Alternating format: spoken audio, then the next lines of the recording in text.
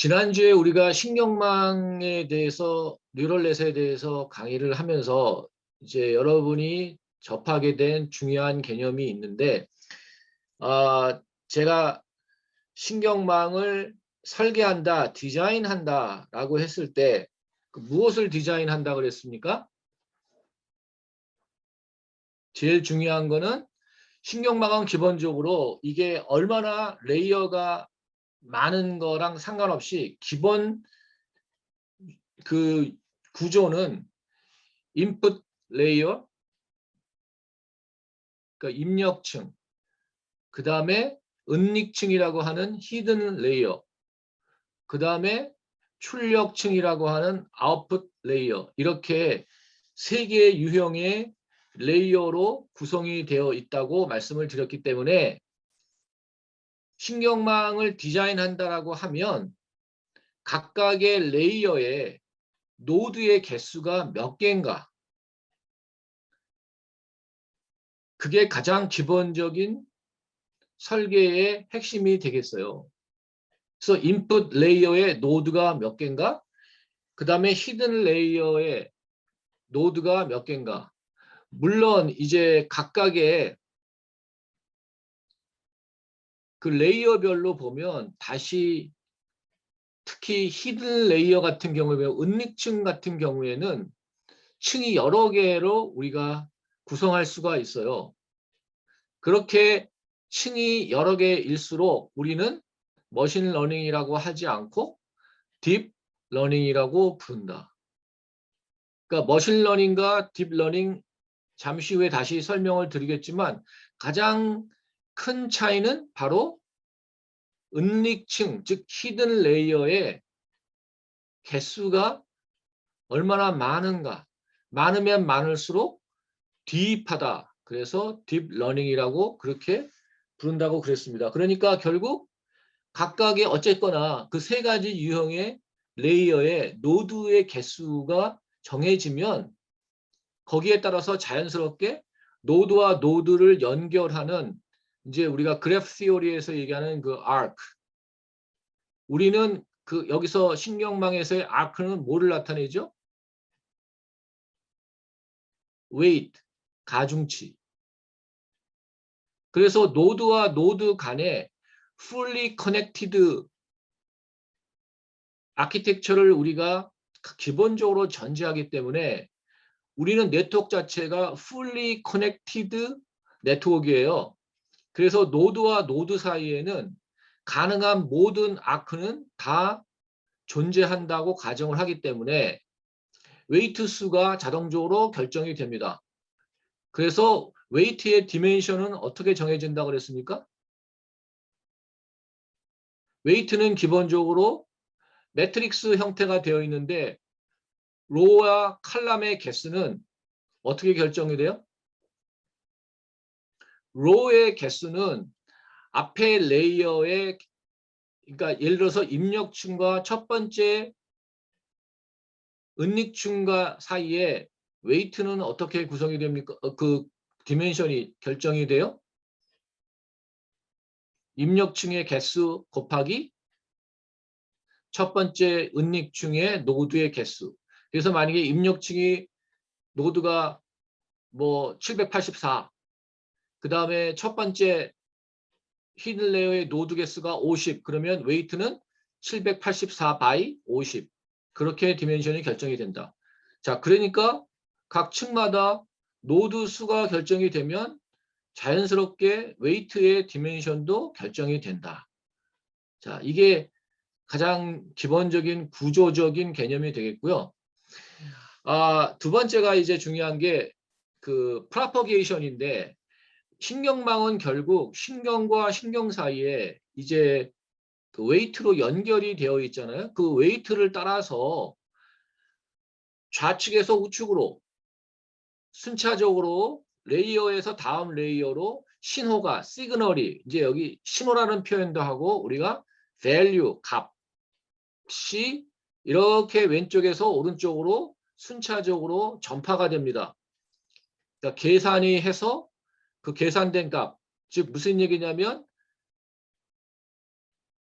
어떤 특정 레이어의 액티베이션 값은, 그러니까 활성화 값은 자기를 향하고 있는 모든 앞선에 있는 앞에 층에 있는 노드와 노드의 값과 그 다음에 연결된 웨이트의 곱하기를 다 합한 것이 바로 기본적으로 노드에 전달이 되는 입력값이 되고 전파가 되는 입력값이 되고, 그런데 그 값을 그대로 받아들이지를 않고 우리는 액티베이션 펑션이라고 하는 것을 쓴다고 지난번에 배웠어요. 그래서 스텝 펑션부터 시작해서 시그모이드, 렐루, 뭐 여러 네 가지 유형의 액티베이션 펑션을 여러분이 이제 있다고 말씀을 드렸어요. 그리고 왜 우리가 그런 액티베이션 펑션을 바로 그냥 값을 바이패스하지 않고 굳이 액티베이션 펑션을 쓰는가? 그 이유는 비선형성, non linearity를 우리가 보장하기 위해서 non linear한 그러한 펑션을 액티베이션 펑션으로 사용을 한다. 그래서 문제 유형에 따라서 각각의 네 가지 유형별로 더 적합한 액티베이션 펑션들이 있다. 자, 그렇게 제가 설명을 드렸고요. 그 다음에 이제 모든 값들이 다 전파가 돼서 최종 도착지는 아웃풋 레이어잖아요. 그러면 아웃풋 레이어의 각각의 노드의 값이 전파가 돼서 오는데, 그 값이 결국 뭐냐면 우리가 예측을 하든 아니면 우리가 분류를 하든 그 값들이 거기에 도착을 하게 되는데, 그 값을 우리가 한 번 더 변환을 시킨 다음, 무엇으로 변환을 시킨다고 그랬어요? 최종적인 아웃풋 레이어에는 예를 들어서 우리가 만약에 우리가 지난주에 다뤘던 그 이제 핸드리튼 디짓, 그러니까 사람이 손글씨로 쓴 숫자를 우리가 인식하는 신경망을 지난주에 우리가 실습을 또 해봤잖아요. 그러면 아웃풋 레이어의 노드의 개수는 기본적으로 우리가 숫자 그림을 보여주고 이게 숫자 몇이야 라고 이렇게 물어보면 신경망은 이거 8이네, 이거 3이야, 이렇게 답을 하기 때문에 아웃풋 노드의 개수는 10개. 왜? 0부터 9 중에 하나일 테니까. 자, 그런데 우리가 학습을 하는 과정상에는 신경망이 어떻게 대답을 하면 좋으냐면 전체 지금 현재 이 그림은 0일 확률이 몇 프로, 1일 확률이 몇 프로, 9가 될 확률이 몇 프로라고 나는 생각을 합니다. 얘가 이렇게 답을 하게 만드는 게 우리가 원하는 바다 이거죠. 그러면 결국은 최종적으로 값이 이제 아웃풋 레이어로 10개 노드로 값이 갔는데, 그 값을 우리가 노멀라이즈, 정규화 시켜서 확률로 표현을 하고 싶다. 그래서 아웃풋 레이어에 있는 모든 노드의 값을 다 더하면 1이 되도록, 그게 노멀라이즈 하는 거잖아요. 정규화. 왜 그렇게 하느냐? 우리가 확률로 표현하고 싶어서. 자, 그래서 썼던 게 바로 소프트맥스 펑션이었어요. 그래서 맨 마지막에는 최종적인 레이어, 아웃풋 레이어에 가기 전에 소프트맥스 함수가 적용이 돼서 최종적인 아웃풋 값이 결정이 된다. 자, 이렇게 지난주에 여기까지 설명을 드렸어요. 자, 그러면 오늘 신경망 뉴럴넷 두 번째 시간 학습에 대해서 강의를 시작하도록 하겠습니다. 자, AI라고 하는 그 분야가 있는데, 이미 물론 뭐 옛날로 거슬러 올라가면 막 1700년대까지 막 가지만, 현대에 우리가 인식하고 있는 AI는 약 40년대 정도에 시작이 됐어요. 그래서 인공지능이라고 하는 것이 이렇게 오다가 80년에 물론 신경망이라고 하는 것도 그 이전에 있었지만 80년에 머신러닝이라고 하는 본격적인 개념이 기업에서 상업적으로 사용이 되기 시작했습니다. 그러다가 약간의 침체기를 겪었어요. 왜냐하면 얘가 생각보다 그렇게 복잡한 문제를 간단한 문제는 해결을 했는데 복잡한 문제는 해결을 못하는 거예요. 그래서 아까 말씀드렸던 핸드리튼 디짓, 손으로 쓴 숫자, 그 다음에 자동차 넘버판 인식, 번호판 인식, 이런 것들은 애가 해결을 했는데 요즘에 우리가 지금 인공지능의 꽃을 피울 영역, 자율주행차에서는 자동차 전면에 펼쳐지는 이 길가에 있는 모든 어떤 순간의 이미지상에 존재하는 모든 물체들을 다 인식을 해야 되는데 그 안에 보면 숫자 하나만 있는 게 아니라 도로 표지판도 있고 사람도 있고 뭐 신호등도 있고 하늘도 보이고 다른 차도 보이고 차선도 있고 인식해야 될 게 너무 많은 거예요.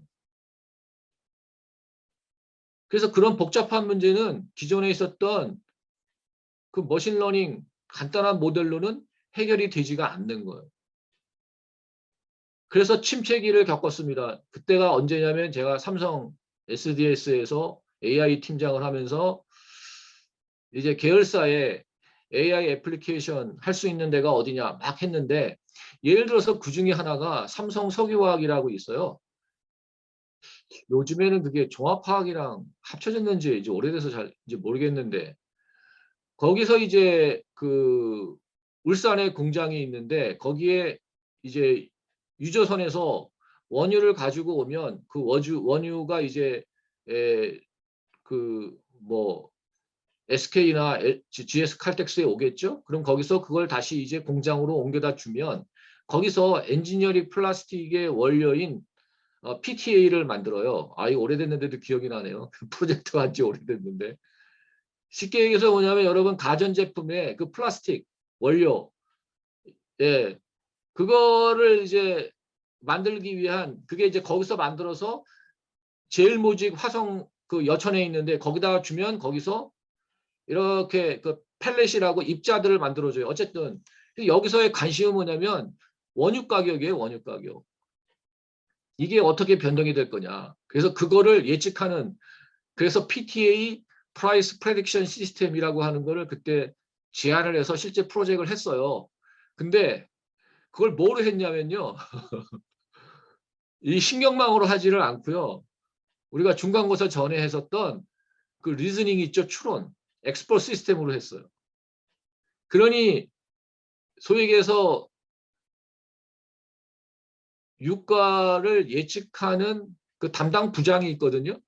그 부장이 머릿속에 있는 그 룰, 규칙을 쉽게 얘기해서 그거를 추출을 해가지고 엑스퍼트 시스템을 만들겠다는 거였거든요.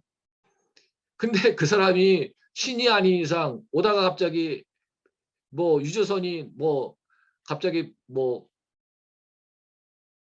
폭풍에 허리케인에 가라앉을 경우도 있고 갑자기 그 해적한테 피랍될 수도 있고 뭐 여러 가지 상황 예측하지도 상황이 있는데 그걸 얘가 어떻게 예측을 하냐고요. 그럼 다 틀리지. 지금 생각을 해보면 그때 만약에 우리가 딥러닝 개념이 있었으면 한번 할 수도 있었지 않았을까. 우리가 이제 학기 말쯤에 배우게 될 RNN을 구조를 썼으면 뭐 90% 이상까지는 안 했더라도 한 80% 이상은 맞출 수 있지 않았을까. 어쨌든 그랬어요. 그러니까 예측 시스템을 신경망을 쓰지를 못하고 그 논리적 추론 방법인 인퍼런싱 우리가 모듈 2에서 했었던 그 엑스퍼트 시스템을 했으니 그게 제대로 맞겠어요? 사실은 뭐 기대도 많이 안 했대요. 왜냐하면 그건 뭐 얘가 맞추면 뭐 진짜 대단한 건데 어쨌든 그랬어요. 근데 어쨌든 2010년 이후에 블랙스루 즉 머신러닝에 있어서의 혁신적인 돌파구가 생겼는데 그게 바로 딥러닝이었던 겁니다. 그래서 이제 오늘 지나서 다음 주부터 이제 딥러닝 쪽 관련된 강의가 이제 시작이 되는데 CNN부터. 예. 자, 머신러닝은 거꾸로 얘기하면 그냥 일반적인 뉴럴넷. 예. 그걸 머신러닝이라고 여러분 생각하셔도 돼요. 자, 머신러닝은 여기 보시는 것처럼 AI의 한 분야입니다. 얘는 근데 특이한 게 뭐냐면 학습을 하는 인공지능 기법이에요. 그런데 지난주에 우리가 했었던 지난 모듈 1, 2에서 했었던 뭐 룰 엔진이라든지 엑스포 시스템이라든지 뭐 스테이트 스페이스 서치 프로버러빌리 얘는 기본적으로 학습 기능이 없어요. 우리가 모듈 1, 2에서 다뤘던 AI 테크닉과 이 머신러닝 테크닉의 가장 기본적인 차이점은 바로 이 러닝이에요. 러닝. 그래서 우리는 엑스퍼트 시스템이나 그 다음에 스테이트 스페이스 서치 프로그램에서는 이 AI 테크닉이 솔루션을 어떻게 찾는지를 우리가 알아요.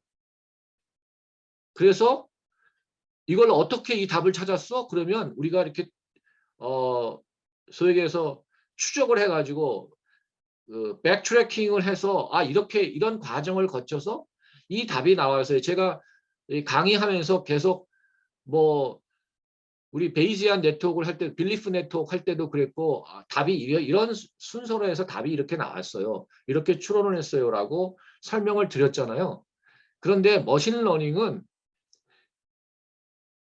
우리는 학습해서 뭔가 예측하기 위한 기본적인 알고리즘은 주었지만 실제로 문제를 풀기 위한 예를 들면 여기서 얘기하는 우리가 좀 유사한 개념을 설명드리면 뭐 규칙이라든지 아니면 빌리프 네트워크에서 얘기했던 뭐 컨디셔널 프로바빌리티라든지 이런 것들을 주지를 않고 네가 알아서 학습하고 네가 알아서 풀어. 그러니까 거꾸로 얘기하면 너 이거 어떻게 이걸 알아냈어? 그러면 몰라요. 내가 학습해서 그냥 알아낸 거야. 근데 여러분 생각을 해보세요. 여러분이 기억, 니은, 디귿, 리을 이거 한글 깨울 때 너 어떻게 이거 기억인지 알아? 여러분 설명할 수 있나요? 설명이 안 되죠. 왜냐하면 나 그냥 배웠어요. 배워서 그냥 한 거예요. 예. 그래서 어떻게 생각해 보면 설명을 못하는 것 자체가 오히려 더 인간다운 알고리즘이다. 그래서 이 머신러닝의 매력은 비록 얘가 구체적으로 어떻게 얘가 주가를 예측하고 그 다음에 자동차 전면에 있는 표지판을 인식을 하고 다른 차가 이렇게 끼어드는 거를 인식을 하고 어떻게 할까? 물어보면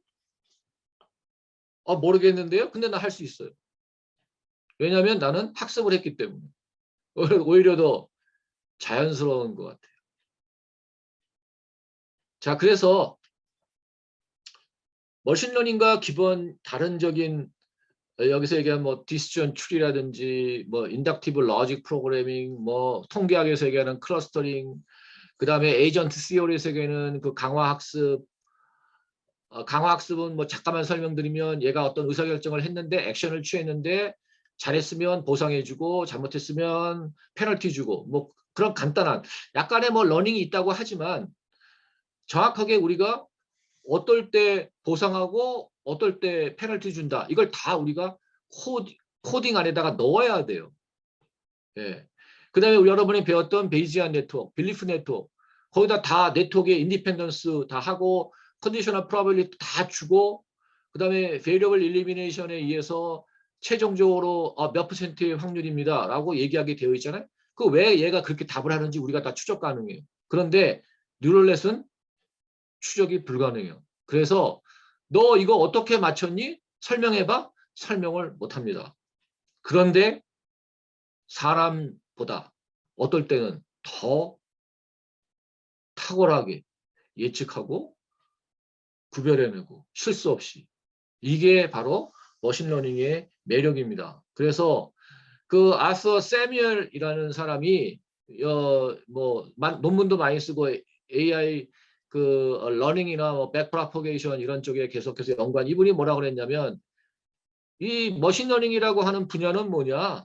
컴퓨터가 구체적으로 규칙이나 뭐 그다음에 이런 네트워크 구조 뭐 확률 그다음에 추론 방법 이런 거 코딩하지 않고 스스로 학습해서 문제를 풀게 하는 그러한 영역이다. 예. 그래서 여러분 구조 보시면 거꾸로 그래서 질릴 수도 있어요. 되게 수학적이죠. 수많은 매트릭스 계산을 해요. 예. 그리고 함수 펑션들을 보면 뭐 이렇게 스텝 바이 스텝으로 해가지고 절차적으로 순차적으로 해서 문제를 푸는 게 아니라 그냥 매트릭스 계산 빵 한 다음에 그 다음에 좀 이따 설명드리겠지만 미분 계산하고 모 계산하고 처음부터 끝까지 다 계산 컴퓨테이션만 하고 앉았어요. 그런데 기가 막히게 글자를 얘가 인식하고 주가를 예측하고 그 다음에 이 사람이 기저귀를 사면 얼마 후에 장난감을 살 거다. 뭐 소위 해서 콜래보레이티브 필터링 이런 거. 그래서 아마존에 가서 여러분이 책을 사면 이 책을 샀던 사람들이 이런 책들을 많이 샀는데요. 하단에 나오죠. 그거 다 AI가 확률적으로 계산을 해서 여러분이 검색해서 책을 보면 바로 추천을 하는 거죠. 그래서 모든 레커멘데이션들 다 머신러닝에서 한 겁니다. 자, 그래서 머신러닝에서의 가장 기본적인 핵심은 바로 여기 많이 있는 러닝이다. 그러면 이제 학습의 의미가 무엇일까? 지난주에 제가 잠깐 설명을 드렸었죠. 학습이 뭐라고 그랬어요? 여러분이 이제 내가 뉴럴넷에 대해서 정확하게 이해하고 있냐 안 이해하고 있냐는 막 복잡한 수식을 얘기하고 그러는 게 아니라 학습이 뭐야 라고 했을 때 자신 있게 이거야 라고 매우 쉽게 설명할 수 있으면 여러분이 이 사람 머신러닝 제대로 이해하고 있네. 뭘 학습하는 거죠?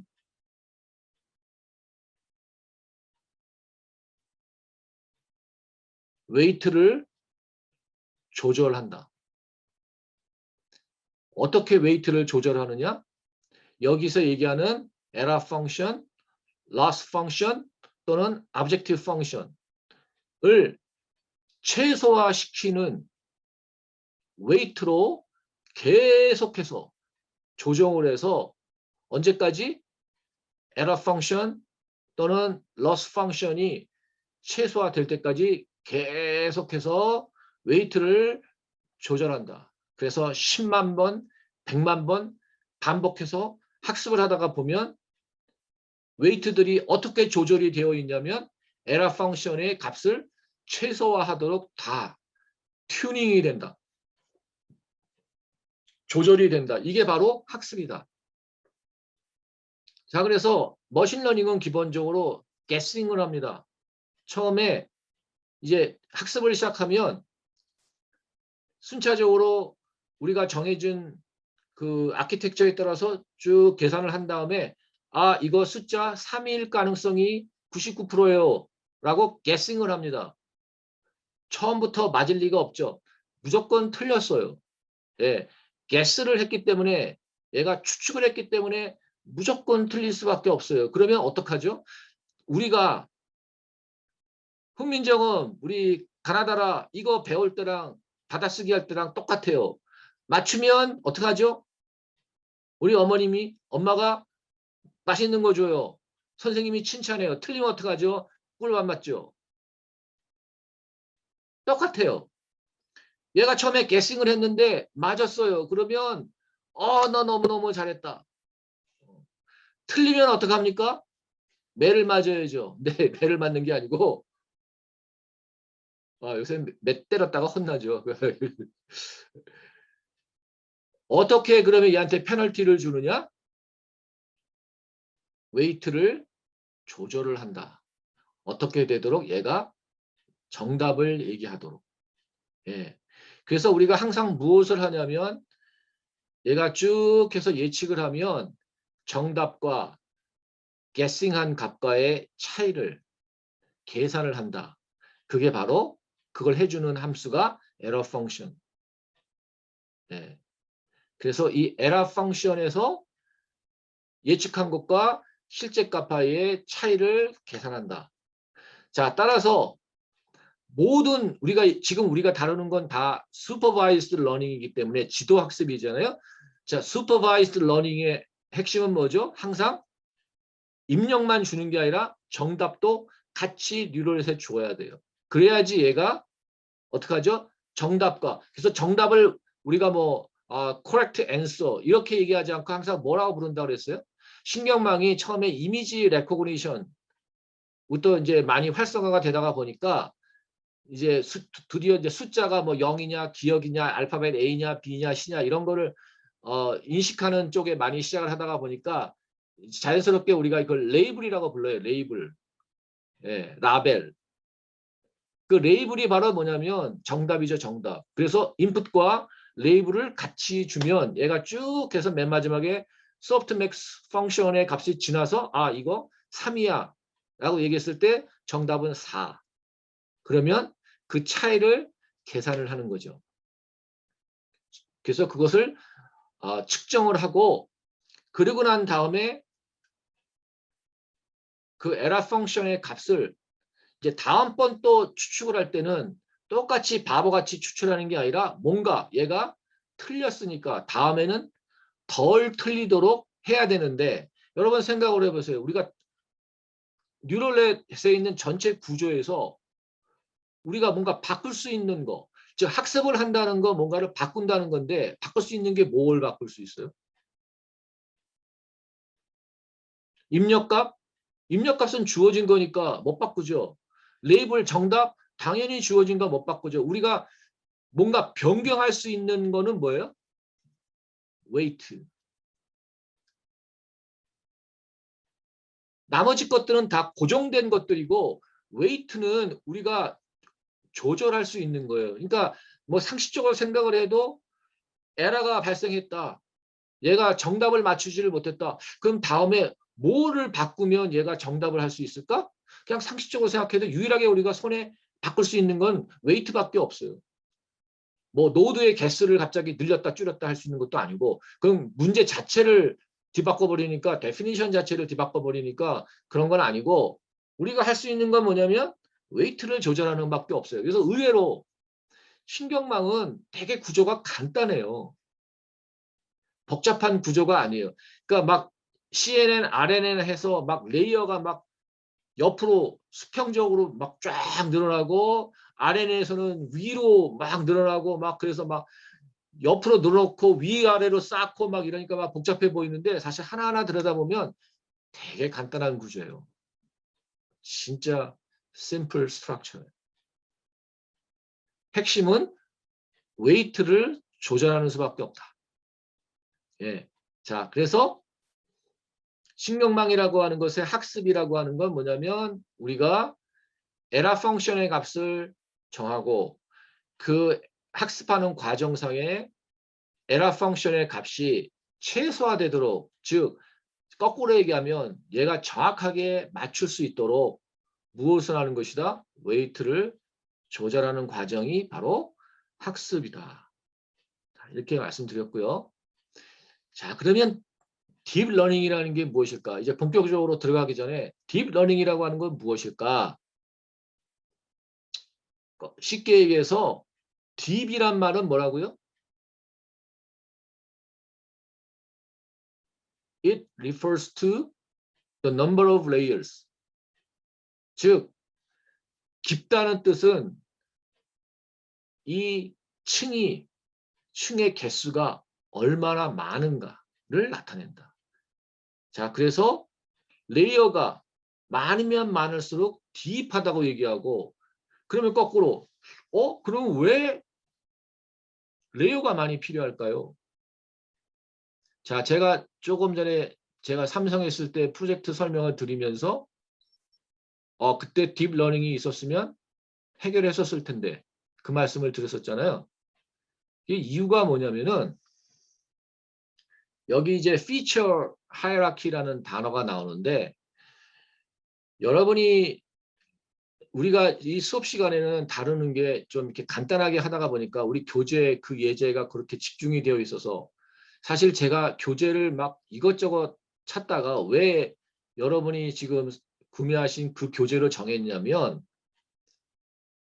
시중에 나와 있는 어떤 책보다 가장 쉽게 설명을 하고 있고 그래서 매우 복잡하고 어려운 그러한 모델들을 그래도 그나마 겁 안 내고 쉽게 이렇게 접근할 수 있게끔 만들어서 그래요. 예, 그러다가 보니까 거꾸로 말씀을 드리면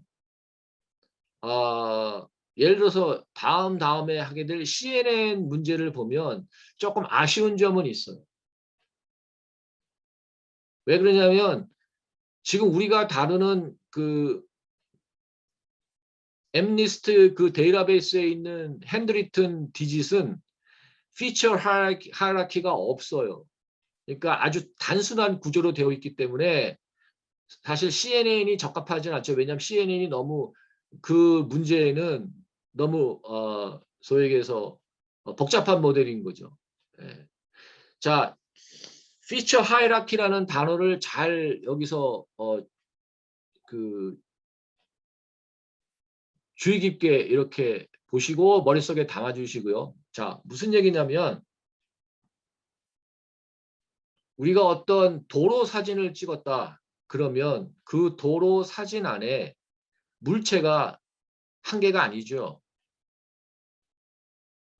여러 개가 있어요. 그럼 그 안에 사람도 있고 자동차도 있고 나무도 서 있고 도로도 있고 그래서 여러분 이렇게 보시면 우리가 그냥 생각을 해보세요. 여러분 눈으로 내가 그 광면을 딱 볼 때 여러분 보시면 이렇게 보는 거 그냥 보는 게 아니라 내가 도대체가 어떻게 각각의 사물들을 내가 어떻게 봤지? 라고 잠깐 생각을 해보세요. 지금 여기 이 강의를 하는데 앞에 화면에 있는 여기 파워포인트도 있고 뭐 제 얼굴이 보이는지는 제가 잘 모르겠습니다만은 이 안에도 보면 뭔가 구조가 있어요. 이게 피처 하이라키예요.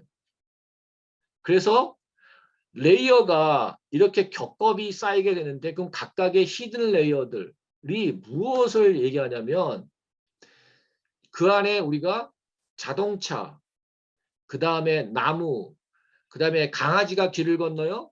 그 다음에 주인이 목줄을 가지고 길을 건너요.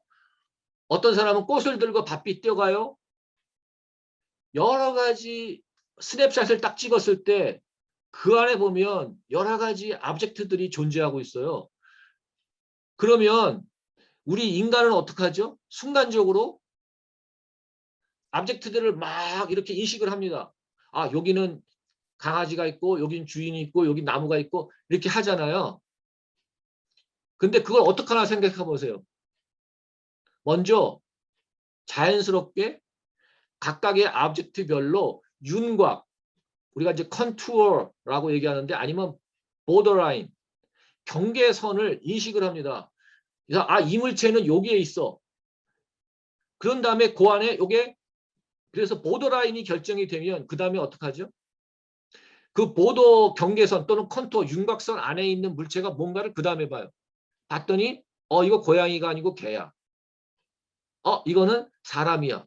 근데 더 들여다보니까 사람이 여자야. 아니면 남자야, 어린애야, 아니면 노인이야. 자, 이렇게 우리가 어떤 특징들을 아주 전체적인 윤곽에서부터 구체적인 물체의 실체까지 사실은 계층적으로, 단계적으로 우리가 인식을 하고 있다. 자, 그래서 우리가 CNN, Convolutional Neural Network를 할 때, CNN을 할 때 이제 이 문제를 다루게 되어 있는데, 제일 첫 번째 히든 레이어는 라인을 인식합니다. 라인. 즉 제가 아까 뭐라 그랬어요? 보더라인 또는 윤곽, 컨투어. 우리가 엑스레이를 찍으면 우리 브레인을 엑스레이를 찍어서 뉴럴넷에 주면 얘가 큰 걸 작은 걸에 대한 윤곽부터 먼저 구별해내고 그 다음에 각각의 섹션별로 안에 있는 이미지를 다시 구별해서 이건 정상적인 세포, 이거는 비정상적인 세포. 아, 여기서 이 사람은 지금 암에 걸렸다. 이런 식으로 하거든요. 그래서 레이어들이 무엇을 하냐면 전체적인 피처부터 시작해서 아주 디테일한 피처까지 단계적으로, 그래서 앞에 레이어는 라인, 두 번째 레이어는 어떤 도형, 그 다음에 세 번째 그 레이어는 실제로 그 컨투어 안에 있는 이미지, 이렇게.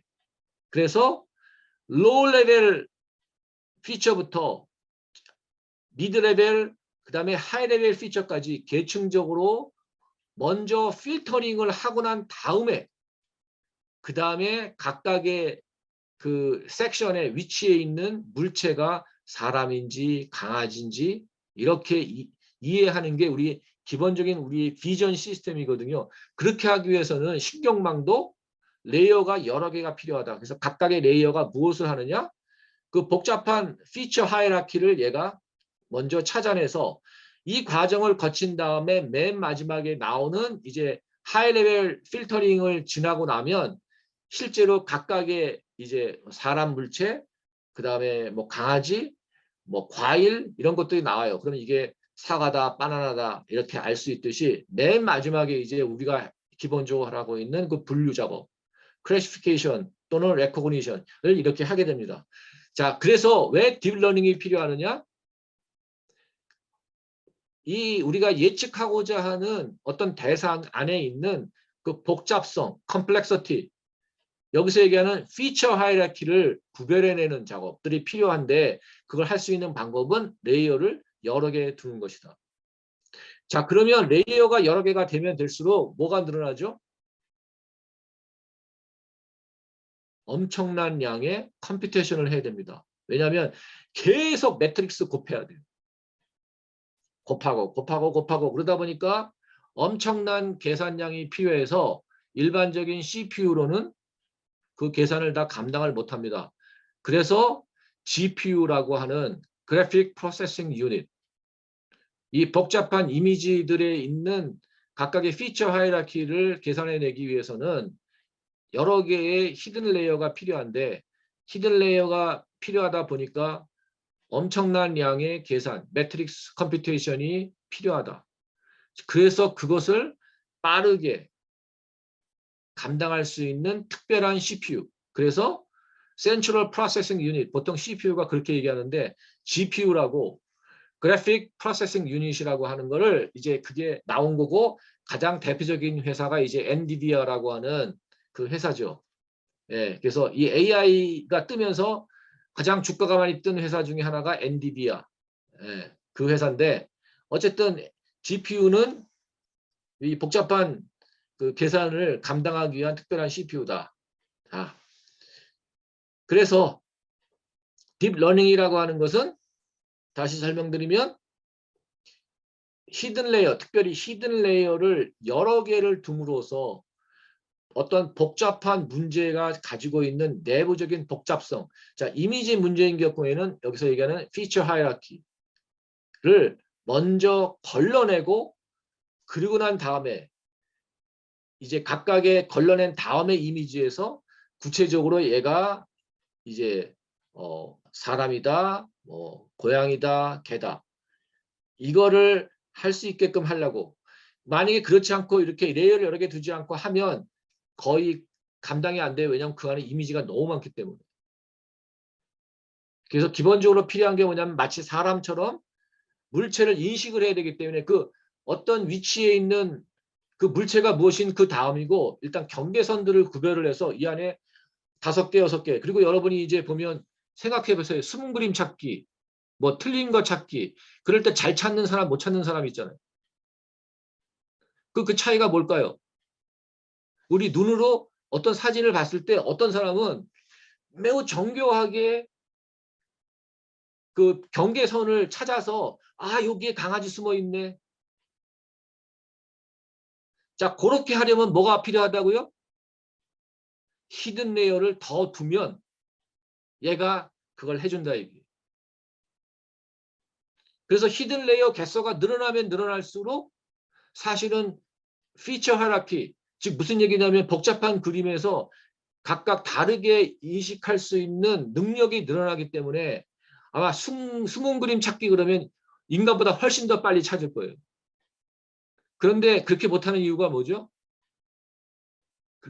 많이 늘는 건 좋은데 그러면 너무 계산이 많아서 실질적으로 슈퍼컴 갖고도 해결이 안 될 수도 있기 때문에 무한정 늘릴 수는 없고, 여러분 생각해보세요. 보통 트레이닝 시키면 10만 번 이상 시키는데 하다가 갑자기 컴퓨터가 쓰는 거죠. 아, 나 기브업. 아, 너무 계산 많아서 못해요. 예. 그러면 뭐 레이어 많이 도는 게 중요한 게 아니죠. 우리 현실적으로 문제를 풀어야 되니까. 자, 딥러닝에 대해서 이 정도 이해를 하셨으니까 조금 이제 진도를 좀 빼겠습니다. 자, 그래서 러닝이라고 하는 게 뭐냐? 훈련을 시킨다는 것인데 어떻게 훈련을 시키냐? 여기 말씀드린 대로 패러미터, 그러니까 매개변수라고 얘기했는데 거꾸로 얘기하면 다시 한번 말씀드리자 웨이트, 즉 WIJ. 그 다음에 제가 바이어스에 대해서는 말씀을 안 드렸는데 기본적으로 저희가 웨이트라고 표현하면 그냥 바이어스도 같이 포괄적으로 들어간다 생각하시면 되겠어요. 자, 그래서 파라미터, 이제 패러미터를 의 값을 바꾸는 게 바로 러닝이다. 그래서 forward propagation. 그래서 이거를 순전파, 순방향으로 전파한다. 그런 다음에 backward propagation, 역전파.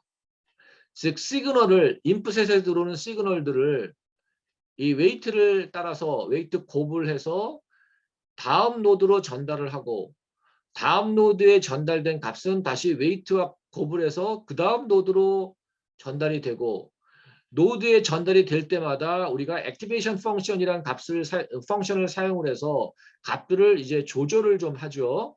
왜 이유는 아까도 말씀드렸지만 비선형성을 가지고 가기 위해서.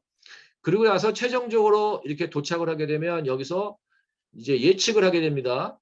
그러면 정확도, 얘가 정답과의 차이를 로스로 계산을 한 다음에 이 로스 값을 가지고 다시 거꾸로 여기서는 계산을 해서 갔지만 돌아올 때는 무엇을 한다? 웨이트의 값을 조절한다. 자, 다시 설명드릴게요. forward propagation을 뭐를 하는 거죠? 정해져 있는 값들과 여기서 얘기하면 노드의 값, 그 다음에 웨이트의 값을 사용을 해서 매트릭스 계산을 통해 가지고 순차적으로 값을 쭉 전달하는 것. 그래서 최종적으로 뭘 한다? 예측, 프레딕션을 한다. 이게 forward propagation. 그러면 backward propagation을 뭐를 하는다? 얘는 예측을 하는 거고요. 얘는 뭘 한다? 학습을 하는 게 backward propagation인데 그러면 구체적으로 학습을 하는 게 무엇이냐? 웨이트를 변경한다. 조절한다. 이게 학습입니다. 자, 그래서 다시 설명을 드릴게요. forward propagation은 기본적으로 우리가 훈련 데이터, 트레이닝 데이터를 줍니다. 이제 학습을 시키니까 트레이닝 데이터를 준 다음에 최종적으로 프레딕션을 계산을 합니다. 그러면 그걸 이 레이블과 비교를 해요. 최종적으로 그게 정답인지 아닌지. 그래서 각각의 정보가, 그러니까 뉴런의 노드의 값이 다음 노드로 전달될 때 사용되는 게 웨이트고 그 웨이트의 합을 최종적으로 액티베이션 펑션에 있어서 활성화 값을 정하는 과정. 그래서 모든 노드를 다 통해서 맨 마지막 레이어에 가면 뭐가 되는 것이다? 바로 프레딕션. 자, 예측을 하게 되는 거다. 자, 백워드 프로퍼게이션은 뭐냐? 그렇게 해서 예측을 했더니 이게 얼마나 오차가 생겼냐를 계산하는 러스 펑션을 우리가 사용을 해서 정답 레이블과 forward propagation에 의해서 뉴럴넷이 계산해낸 아웃풋 그 값과 차이를 계산을 해본다. 그래서 그 loss 펑션의 값이 일정 범위 안에 들어가면 중단하고요. 왜냐하면 얘가 충분히 트레이닝을 했으니까. 그리고 부수적으로 우리가 무엇을 계산할 수 있냐면 accuracy를 계산할 수 있어요. 정확도. 예. 정확도를 계산할 수 있는데 어쨌든 loss 펑션이 계산이 되면 그 값을 가지고 우리가 이제 거꾸로 역방향으로 가는데 무엇을 한다고 그랬어요? 웨이트의 값을 조절을 한다. 그러면 각각의 웨이트의 값을 어떻게 조절을 할까? 중요한 건 각각의 웨이트를 동일하게 일률적으로 조절을 할 거냐. 만약에 여러분 리니어하게 모두 다 0.1씩 줄여, 모두 다 0.01씩 늘려, 의미가 있나요? 그건 전혀 학습이 되지가 않아요. 왜냐하면 전체적으로 0.1 스케일 업, 스케일 다운 했기 때문에 선형적으로 위아래 올라간 건 라인을 그냥 시프트한 것은 전혀 의미가 없어요. 이 비선형성이 왜 중요하냐면 지난번에 제가 잠깐 설명드렸지만 우리가 그룹을 2개로 클래시피케이션 한다, 뭐 3개로 한다, 4개로 할 때 라인 그거 안 된다고 그랬잖아요. 그래서 다차원의 어떤 기준으로 구별을 해내야 되는데 그러려고 그러면 기본적으로 비선형성이 보장이 되어 있어야 돼요. 그런데 만약에 웨이트를 일률적으로 업앤다운을 시킨다? 스투피드한 거죠. 이건. 그 의미가 없는 거예요. 그러면 어떻게 하느냐? 여기 나오는 대로 relative contribution. 즉 에라 펑션에 각각의 웨이트가 얼마만큼 상대적으로 기여를 했느냐. 얘 때문에 더 많이 틀렸고 얘 때문에 얘는 덜 틀려서 상대적으로. 그러면 많이 틀려면 어떻게 해야 돼요? 더 많이 바꿔야 돼요. 그 다음에 적게 틀린 놈은 어떻게 하면 돼요? 덜 바꿔야 돼요. 자, 그래서 학습을 할 때 어떻게 학습을 시키느냐? relative contribution에 만큼 바꾼다. 즉 에라 펑션의 기여를 많이 하면 할수록 웨이트 조절을 더 많이 하고 relative 펑션에 상대적으로 덜 영향을 준 웨이트들은 조금 조절을 하고 자 이것을 반복하다 보면 어떻게 되죠? 에라를 많이 내는 놈들은 점점 웨이트가 조절이 됐으니까 쉽게 얘기해서 똑똑해지는 거죠. 웨이트가. 그래서 모든 웨이트들이 다 똑똑해지도록 바꾸는 과정이 바로 러닝이다. 예, 이렇게 이해하시면 될 것 같아요. 자, 그래서 이제 러닝 알고리즘을 이제 설명을 드리겠습니다. 이렇게 하고 조금 쉴게요. 이게 첫 시간이 되게 힘들어요. 왜냐하면 여러분이 이걸 이 기본 개념을 이해하시면 그 다음에는 우리가 휙 갈 수 있어요. 자, 에라 펑션의 값을 가능한 한 0으로 만들 때까지 우리는 학습을 한다. 오차 값이 0이 될 때까지. 오차가 에라가 0이란 얘기는 뭐죠? 예, 정답을 얘기한다는 거예요. 항상. 이제.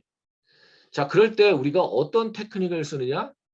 그레디언트 디센트 방법을 쓴다. 예. 그레디언트 디센트. 이걸 이제 보면 경사 하강법. 뭐 굳이 쉽게 설명하면 경사를 따라서 내려가는 법. 예. 경사를 따라서 내려가는 법. 그럼 이 그레디언이 뭐냐? 슬로프, 기울기 또는 디퍼런셜 또는 딜리버티브 미분값이에요. 미분값. 이제 이거 막 미분 나와. 절대로 그렇게 생각하시면 안 돼요. 되게 쉬운 미분이에요. 예. 이거 막 수학 들어가 그게 아니라 너무너무 쉬워요. 제가 쉰 다음에 다시 들어와서 설명을 드릴 건데 너무너무 쉬운 거예요. 그러니까 막 미분을 어떻게 하느냐? 우린 미분하지 않아요. 예. 이해만 하면 되는 거예요. 왜 미분값을 쓸 수밖에 없느냐를 이해만 하면 되는 거예요. 예. 뭐 러그 함수, 지수 함수 어떻게 미분할까요? 이미 다 파이썬으로 코딩 되어 있어요. 예. 룰이니까 그건 규칙이니까.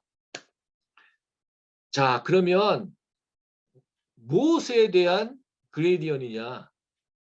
뭐에 대한 딜리버티브냐? 뭐에 대한 디퍼런셜이냐? 뭐에 대한 거요? loss 펑션.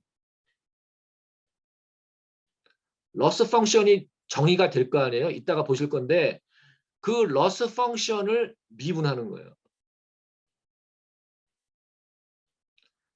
자, loss 펑션이 계산되기 위해서는 앞에 어떤 계산들이 있었죠?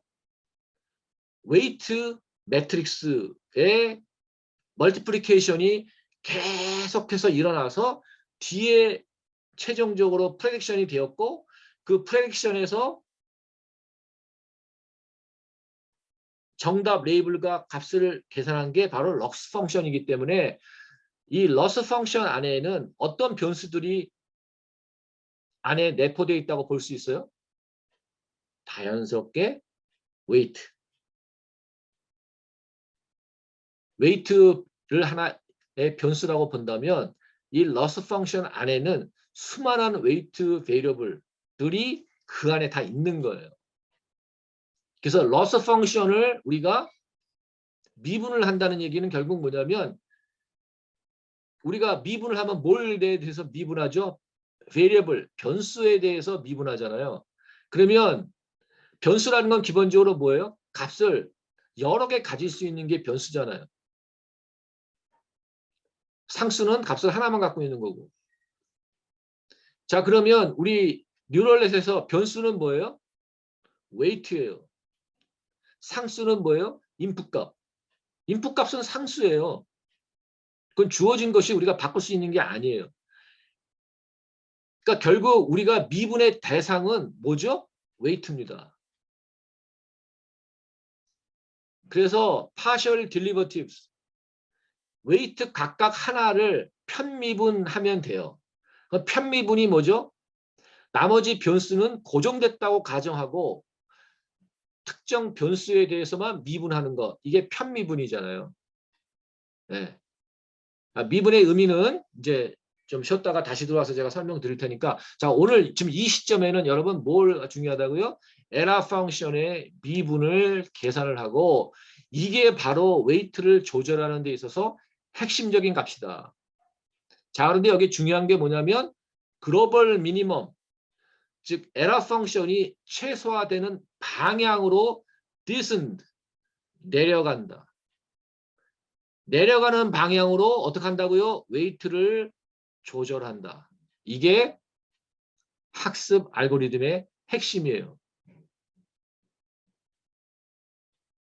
이제 이해하셨죠? 자, 그러면 정리를 할게요. 그리고 쉬겠습니다. 러닝 알고리즘은 뭐로 출발한다고요? 웨이트와 이 바이어스를 로 구성된 어떤 네트워크를 만드는데 뉴럴넷을 만드는데 이때 이걸 랜덤하게 지정을 합니다. 처음에 웨이트를 그냥 우리가 정해진 걸 넣는 게 아니라요. 그 평균 0, 표준 편차 1 대부분 그렇게 해요. 1의 확률 분포를 갚는 그 확률 변수 값을 추출을 해가지고요. 그걸로 세팅을 해요. 그러니까 임의로 세팅을 합니다. 예, 그러니까 완전히 랜덤으로 세팅을 해요. 그래서 뉴럴넷을 딱 스타트를 합니다. 여기 인풋 노드 정해져 있고 그렇게 되면 웨이트 정해져 있죠. 그 다음에 정답값 다 정해졌으니까 그 다음에 어떻게 한다고요? 인풋 값을 하나 집어넣어요. 그 다음에 쭉 이제 순전파 시킵니다. 쭉 통발을 시켜요. 그럼 얘가 웨이트 값을 곱하고 해서 뭐 한다고요? 프레딕션을 해요. 그럼 이 프레딕션을 어떻게 한다고요? 이미 우리가 준 expected label, 즉 정답과 비교를 해서 loss를 계산합니다. 이게 이제 세 번째 단계고요. 그러고 난 다음에 이제 러스가 나왔으니까 에러가 클 거 아니에요. 그러니까 에러를 줄여야 돼요. 이렇게 하기 어떻게 하냐면 그 각각의 에러에 각각의 웨이트들이 얼마나 기어 있는지를 계산을 합니다. 그게 뭐라고요? 그레디언이에요. 그레디언. 기울기. 어떻게 하면 이따가 보시겠지만 편미분을 해요. 편미분.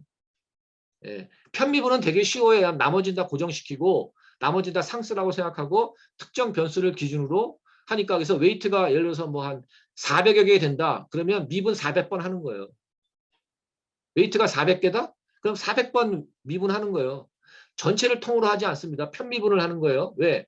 얘가 얼마나 상대적으로 에라에 기여 있는지를 뭐로 나타낸다? 미분이 가져가고 있기 때문에. 미분이라는 게 뭐예요? 약간의 변화를 줬을 때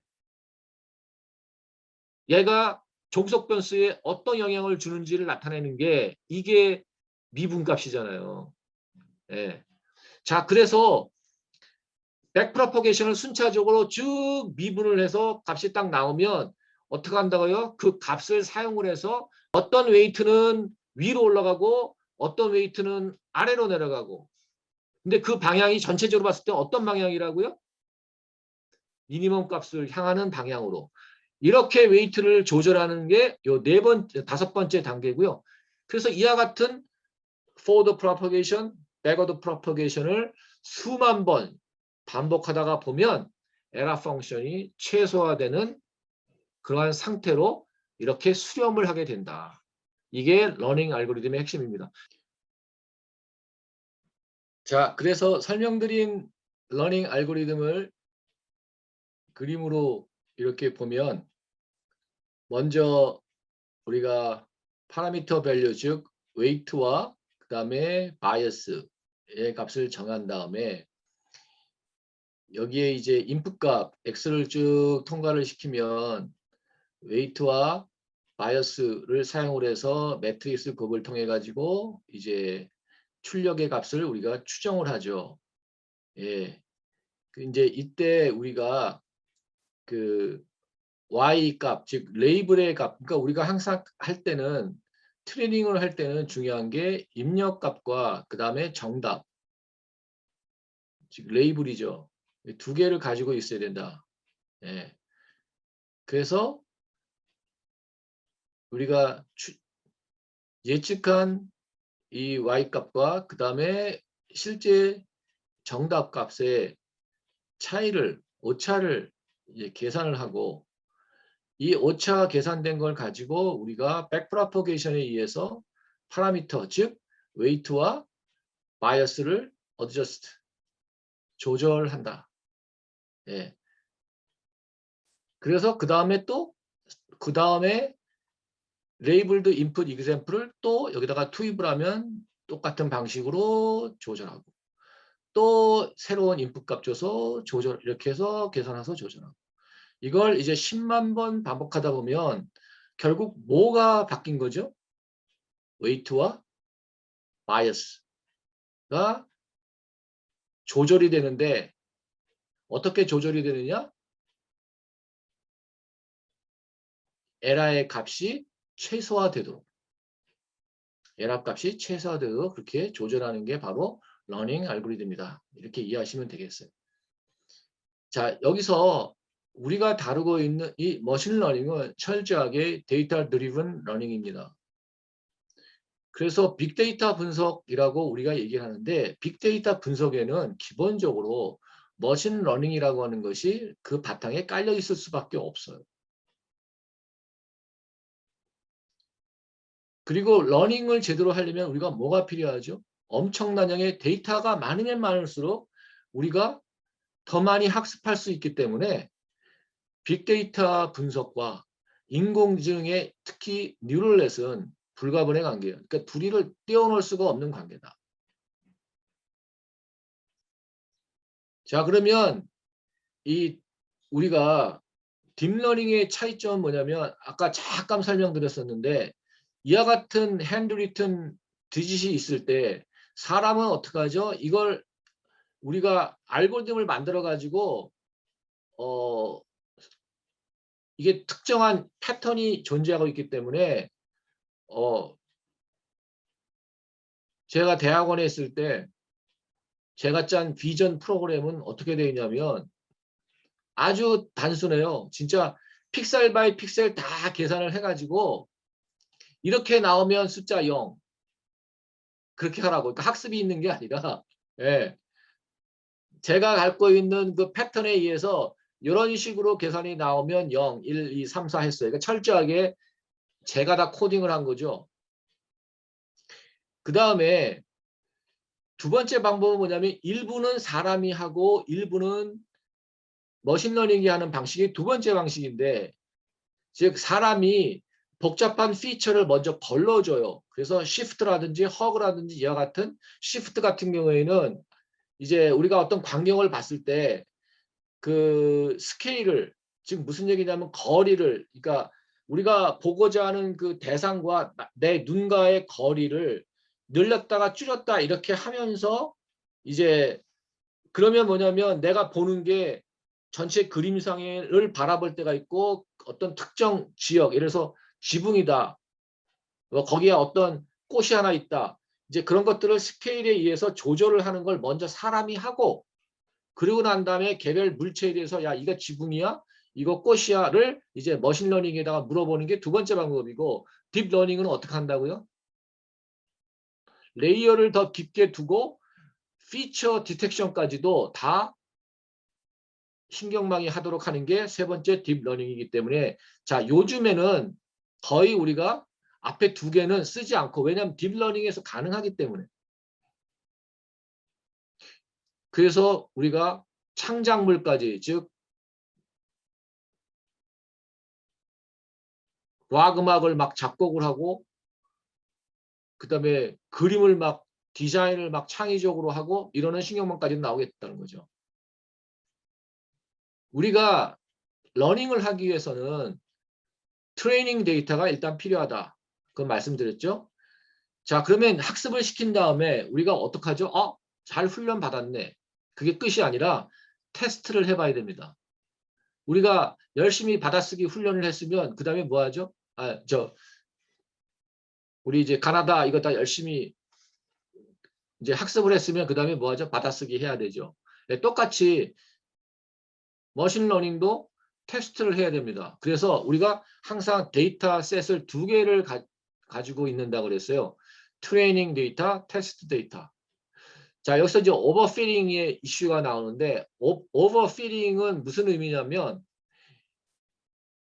우리가 만든 모델이 너무 테스트 데이터에 너무 잘 적응이 되게 만든 거예요. 그러니까 테스트 데이터가 보면 뭐 우리 통계로 보면 모집단이 아니기 때문에 전체가 아니잖아요.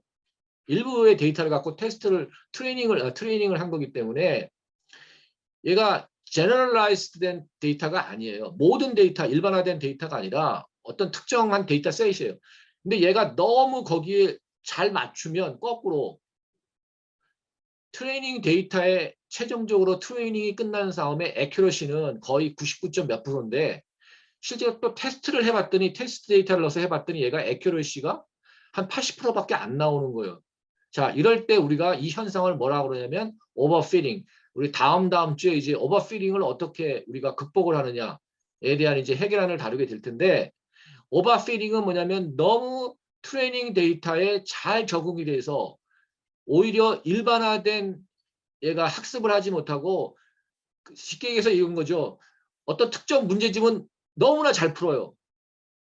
우리 이제 학교 다닐 때 보면 가액 공부를 하거나 아니면 뭐 학원에 가서 배웠는데 어떤 특정 문제집으로 너무 열심히 해가지고 그 문제는 다 잘 풀어. 그런데 시험 보면 망쳐.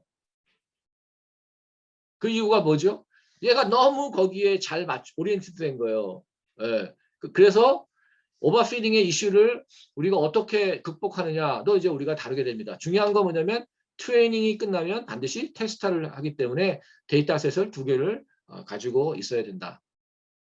자, 이제 드디어 여러분 이제 loss 펑션이 어떻게 생겨먹었는지 이게 볼 타이밍이 됐습니다. 자, loss 펑션은 쉽게 얘기해서 predict value와 실제로 우리 correct value의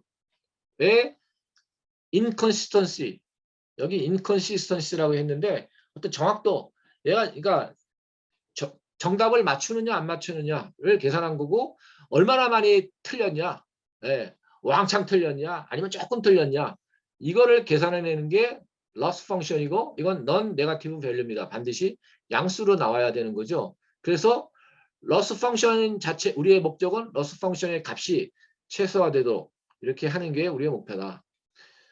자, 그래서 loss 펑션의 가장 전형적인 이제 형태가 이제 나오는데요. 이게 MSE, 우리 통계학 할 때도 많이 봤던 거죠. mean squared error.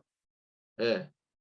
그래서 정답에 왜냐 항상 에러는 양수값이 나와야 되기 때문에 제곱을 해서 다 합을 한 다음에 2분의 1을 한 것.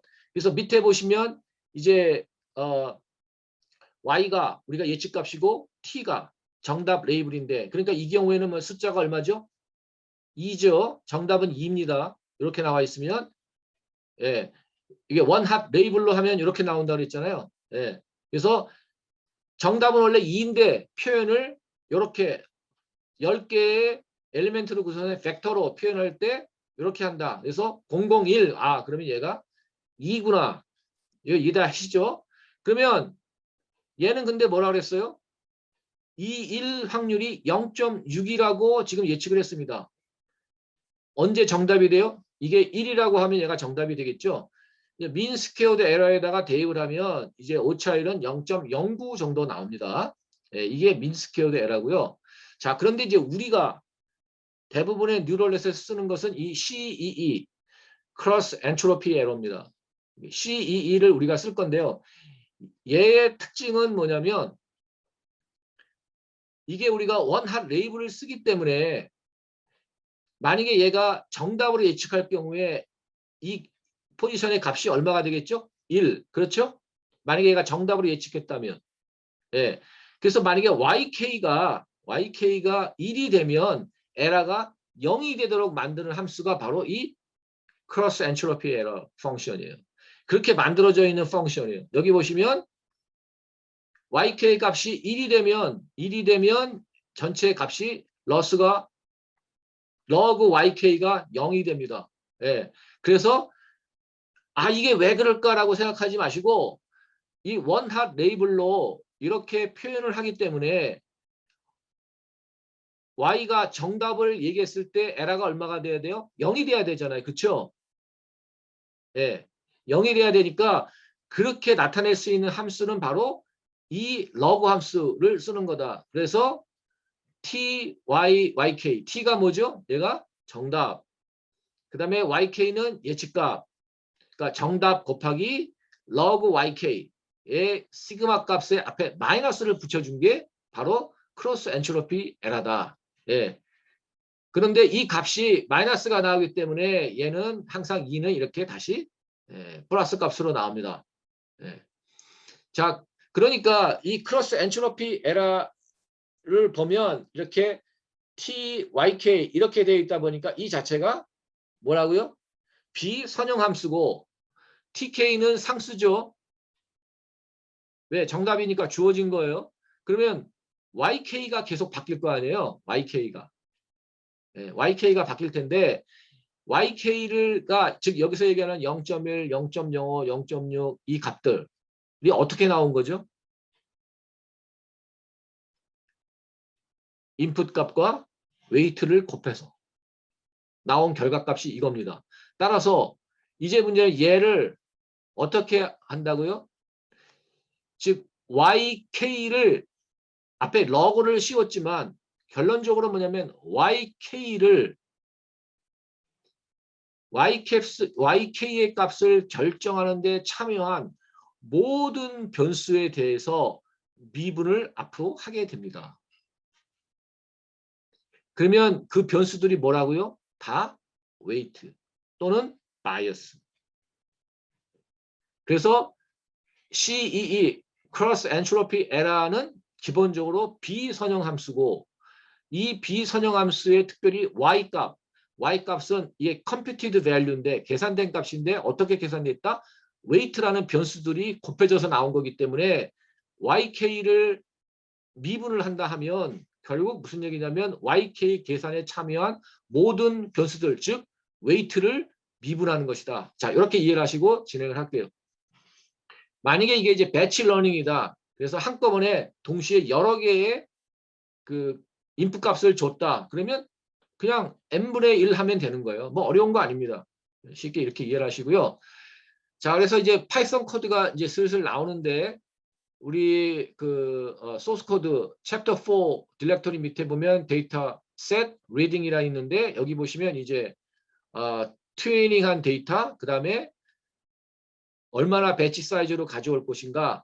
그래서 여기 위에 보시면 Xtrain, Ttrain 되어 있는데 앞에 있는 셋이 훈련에 사용될 그 데이터고요. 뒤에 사용할 것이 테스트할 때 사용할 데이터셋을 이제 이 엠리스트에서 이렇게 가져온다. 지난주에 우리가 했었죠. 자, 그래서 여기 우리 기본적으로 엠리스트에는 6만 개의 이미지가 있기 때문에 거기서 10개씩 가져오겠다. 랜덤으로 스토캐스틱하게. 이걸 또 의도적으로 여러분 기본적으로 우리가 뭔가 예측을 하거나 통계할 때는 항상 스토캐스틱 해야 되죠. 임의로 만약 거기에 우리가 임의로 조절을 해서 예를 들어서 쉬운 문제만 뽑았다든지 이런 문제를 피하기 위해서는 우리가 항상 랜덤 셀렉션을 하잖아요. 그래서 사실 우리가 하는 학습 과정이 스토캐스틱한 러닝입니다. 그러니까 랜덤적으로 추적을 해서 하는 거니까 그 얘기 무슨 얘기냐면 베리언스를 최소화시켰다는 거죠. 예, 우리 편견이 없는 거죠. 자, 여기서 이제 쭉 이렇게 했고요. 크로스 엔트로피 에러 펑션은 이렇게 디파인이 된다. 예. 여기 보시면 이제 러그 함수 이렇게 나와 있고요. 복잡하게는 나와 있는데 조금 전에 봤던 그 펑션을 이렇게 구현을 한 거예요. 그 다음에 이게 크로스 엔트로피 에러, 그 다음에 이게 원할 레이블일 경우와 아닐 경우 각각 나눠서 했는데 너무 이 함수가 어떻게 구현했는지 그 구체적인 것에다가 두시지 말고 우리는 크로스 엔트로피 CEE 에러 펑션을 사용을 한다. 이렇게만 이해를 하시면 되겠어요. 자, 그러면 이 시점에 왜 에러 펑션을 퍼포먼스 메저로 썼을까요? 즉, 왜 에러 펑션을 미니마이즈 하도록 훈련할까요? 여기서 얘기하는 precision rate, 정확도를 사용하지 않고 왜 loss 펑션을 썼을까요? 자, 그럼 거꾸로 loss 펑션을 아까 어떻게 계산하는지 여러분 봤으니까 loss 펑션은 어떻게 계산했죠? 예측값과 정답값의 차이를 기준으로 해서 그러니까 거꾸로 얘기하면 예측값과 정답을 가지고 뭐 러그 함수에서 우리가 이렇게 계산했잖아요. 자, 프리시전 레이스는 어떻게 계산하겠어요?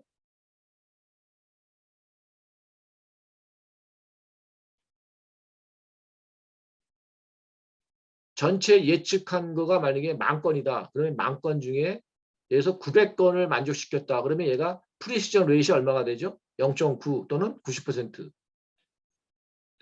그런데 그렇게 계산을 하면 거기 미분할 게 뭐가 있어요? 그냥 프리시전 레이시라고 하는 건 그냥 상수값이 나와버리기 때문에 걔는 어떤 펑션이 아니라 그냥 밸류예요. 그래서 미니마이즈, 맥시마이즈 할 대상이 안 돼요. 우리가 원하는 건 뭐죠? 웨이트를 조절을 하고 싶은데 조절을 하려면 거꾸로 역설적으로 웨이트가 변수로 사용이 되는 뭔가 식이 필요한 거예요. 그래서 우리가 인위적으로 에러 펑션을 만든 겁니다.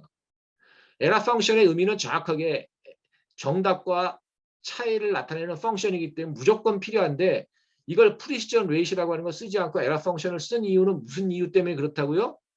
그 에러 펑션을 사용을 해서 웨이트를 조절하고 싶어서. 그래서 거기다가 단순히 그냥 차이를 계산하는 게 아니라 굳이 러그 붙이고 막 이렇게 한 이유는 비선형성을 넣어서 우리가 다차원적인 클래시피케이션이 가능하게 하려고 그렇게 한 것이다. 자, 그러면 이제부터 좀 시간을 미분에 대한 의미를 여러분 예전에 다 배우신 거지만 다시 상기하면서 설명을 들으시기 바랍니다. 왜 그러냐면 처음에 여러분이 이제 웨이트가 그렇게 많은데 그거를 어떻게 미분값을 계산을 해? 우리가 필요한 건 뭐죠? 미분값이 필요해요. 미분을 하는 게 중요한 게 아니라 미분값이 필요해요. 그래야지만 우리가 웨이트를 조절을 할 수가 있으니까. 자, 그런데 먼저 기본적으로 여러분이 했었던 수치 미분, numerical differentiation. 예전에 이거 기억나세요? 이거 limit h는 0으로 무한대로 갔을 때 f'x는 이런 식으로 계산한다. 이거 기억나시죠? 네. numerical differentiation이라고 하는 건 무슨 얘기냐면 함수로 표현하지 않고 실제로 우리가 값을 계산하는 방식이죠. 그래서 이 h는 아주 작은 약간의 변화가 있을 때 함수 fx가 어떻게 변하는지. 결국 미분값이라고 하는 건 뭐냐면 변수가 약간의 오차를 차이를 두고 변경됐을 때 그 함수의 값이 어떻게, 즉 x의 값이 약간 바뀌었을 때 fx의 값이 어떻게 바뀌는가? 마이너스면 주는 거고 사인이 플러스면 느는 거죠. 자, 이게 numerical differentiation이고 예전에 이거 기억나셨을 때 그러면 어떻게 우리가 추정을 하느냐? 정확하게는 어떻게 하면 되죠? 어떤 특정 라인에서 탄젠트 라인을 그러니까 텐전 라인을 그어서 하면 정확하게 슬롭, 그레디언이 나옵니다. 근데 그거 하려면 되게 우리가 복잡한 계산이 있잖아요. 그래서 어떻게 한다고요? 델타 x, 델타 y라고 하는 값을 그러니까 아주 작은 값이죠. 아주 스몰 델타 x를 더하거나 빼서 각각의 지점을 한 다음에 두 점을 연결한 라인을 그으면 그 라인의 기울기, 이 라인과 이 라인의 기울기를 가지고 우리가 추정을 하게 됩니다. 이게 numerical differentiation이죠. 그래서 보통 우리가 어떻게 하냐면 x를 기준으로 포인트 x에서의 미분값은 x 마이너스 델타 x, x 플러스 델타 x에서 각각의 y의 값이 얼마인가 그 값을 이렇게 라인으로 그어서 이 라인으로 그어서 이 라인의 기울기로 미분값을 추정을 보통 합니다. 자, 이게 numerical differentiation이고요. 아까도 말씀드렸지만 제가 아까 저기 우리 강의 노트를 보니까 요거 뺐는데 요거 뭐 쉽게 그냥 강의 노트에다가 추가하세요. 이 점, 즉 x 포인트 x에서의 그 기울기는 이 리얼 텐젠 라인이죠. 이 라인의 기울기가 바로 x에서의 요 fx의 미분값이잖아요. 그걸 어떻게 우리가 추적을 한다고요? 델타 x, 델타 y를 빼하고 더해줘서 두 사이의 라인을 근 다음에 이 라인의 기울기를 보면 x가 약간 변했을 때 y 값이 얼마나 변하는지를 추정할 수가 있어서 이게 바로 numerical diff라고 하는 함수가 그거예요. 그래서 h 값을 0.00001 아주 작게 뒀죠. 네. 자, 이 값을 더하거나 뺀 다음에 이걸 2h로 나눴을 때 값이 얼마예요? 미분값이에요, 이게. 그래서 오늘은 실제로 미분을 하지 않고 다음 주에 미분을 할 겁니다. 근데 그것도 되게 기기적인 거기 때문에 제가 많은 시간을 쓰기는 하겠지만 생각해 지금 그게 의미가 있나? 그냥 이렇게 미분값이 나오면 되는데. 자, 중요한 건 이 numerical diff 함수에서는 뭘 해준다? 어떤 특정 점에서의 미분값을 추정해준다. numerical differentiation. 그걸로 이해를 하시면 되겠어요. 자, 그래서 나머지 함수들은 뭐냐면 이와 같은 함수에 있어서 즉 fx 이퀄 0.01 곱하기 x 자승 더하기 0.1x 이 함수죠. 여기에서의 각각의 포인트에서 즉 이 라인을 거슬러 올라가면서 각각의 이 x 값이 위치에서 y가 어떻게 변하는지에 대한 각각의 점에서의 기울기를 이제 아까 이 텐전트 라인 식에서 각각의 계산을 하는 거죠. 그래서 텐젠 라인을 정확하게 계산을 해보면 이와 같이 각각의 포인트에서의 실제 그레디언, 슬로우가 계산돼서 나옵니다. 자, 그러니까 이건 여러분 그냥 보시고요. 자, 이제부터 조금 의미상 도대체 이 시멘틱이 뭐냐? 제가 말씀드렸죠? 편미분, partial derivative의 의미를 설명드리겠습니다. 자, 우리는 변수가 하나가 아니라 변수가 어마어마하게 많죠. 웨이트 숫자가 뭐 기본적으로 한 1000몇 개 될 거예요. 예. 자, 그런데 지금 이 함수는 x0 자승 더하기 x1 자승 하면 이렇게 그릴 수 있어요. 이게 이제 x0 축이고 여기가 이제 x1 축인데 그러니까 변수가 두 개인 거죠. 한 개가 아니라. 그러면 이와 같이 우리가 플러팅이 돼요. 예. 자, 그러면 우리가 기본적으로 아까 numerical differentiation이 아니라 만약에 이걸 analytic differentiation 실제로 미분값을 함수로 찾는다. 즉 해석적 미분을 한다라고 하면 어떻게 되죠? 편미분값. x0에 대한 편미분값은 얘는 상수로 봤으니까 얘는 무시를 하고요. 바로 2x0. x1으로 편미분하면 2x1. 자, 이게 편미분 값이죠. 왜 그러죠? 저한테 물어보지 마시고 예전 고등학교 선생님께 다시 가서 여쭤보세요. 네. 자, 편미분 이렇게 계산합니다. 자, 편미분은 어떻게 한다고요? 내가 편미분 하려고 하는 변수에 대한 항목만 미분을 하고 나머지는 어떻게 한다고요? 다 상수값으로 본다고요. 자, 왜 그러냐면 요 편미분의 의미는 뭐예요? 함수 f가 x0가 약간 바뀌었을 때 f의 값이 어떻게 변동될 것만 보고 싶은 거니까 다른 변수의 값은 의미가 사실 없는 거죠. 그래서 항상 우리가 편미분하려고 하는 그 변수가 있는 항목, 이 경우에는 요거죠. x0 자승. 그래서 얘에 대해서만 미분하지 얘는 그냥 무시하는 거잖아요. 그래서 2x0, 2x1이 돼요. 자, 그래서 이 함수의 경우에 각각의 편미분 값은 이렇게 나왔습니다. 자, 그래서 여기 펑션 2x, 뭐 temp1 이건 전부 다 조금 아까 봤던 각각의 편미분을 한 함수고요. 별거 아닙니다. 자, 요렇게 이제 편미분 값이 나오는데 이게 그레디언트거든요. 그러면 우리가 웨이트 매트릭스가 있잖아요. W11, W12, W13, W21, 22 이렇게 웨이트 매트릭스가 만들어질 건데 이렇게 할 거예요. 다 각각의 웨이트에 대해서 다 이렇게 편미분할 거예요. 별거 아니에요. 변수 2개나 1000개나 편미분하는 방식은 똑같으니까 별거 아니에요. 자, 이렇게 파셜 딜리버티스를 동시에 우리가 똑같은 매트릭스 형태로 표현할 수가 있다. 자, 그래서 이게 numerical gradient. 자, 우리는 좀 아까 analytic gradient을 하지 않고 오늘은 뭐 한다고 그랬어요? 추정을 한다고 그랬으니까 뭐로? numerical gradient으로.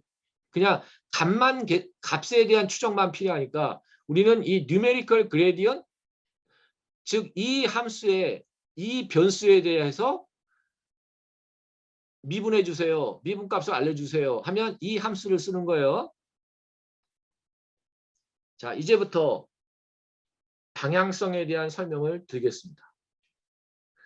자, 이 함수를 볼게요. 얘는 y는 x 자승이라는 함수입니다. 자, 이걸 차트로 그리면 이렇게 포물선으로 이렇게 구성이 되죠. 근데 이건 너무 쉬운 함수잖아요. 자, 이와 같은 문제는 어떤 문제죠? 미니마이제이션 프로블럼입니다. 그렇죠? 얘는 맥시멈 값이라고 하는 건 무한대예요. 그렇죠?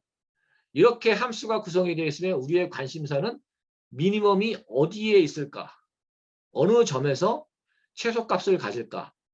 라고 하는 게 우리의 관심사입니다. 이게 만약에 뒤집어져서 거꾸로 되어 있으면 maximize 프로블럼이 되겠죠. 이 경우는 당연히 minimize 프로블럼입니다. 자, 이럴 때 이 그레디언의 의미가 무엇인지 여러분 잘 보세요. 자, 여기 x가 마이너스 1일 때 그레디언의 값은 기울기는 얼마예요? 마이너스 2입니다.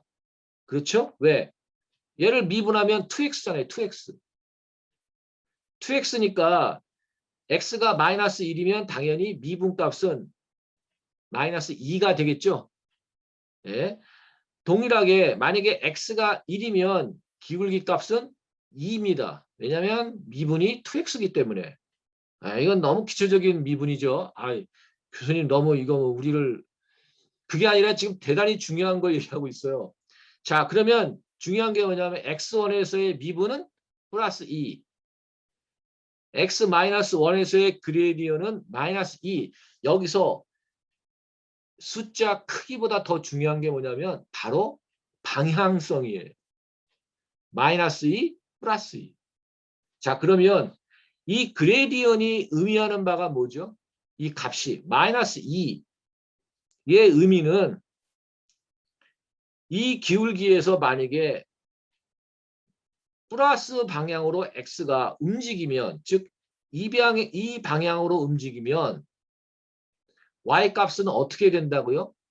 줄어든다고 얘기를 하는 겁니다. 즉 이 그래프의 의미가 거꾸로 x가 1일 때 그레디언 2라고 얘기하는 의미는 x가 커지게 되면, 즉 x가 1에서 2, 3, 4로 올라가게 되면 이 y 값은 어떻게 된다고요?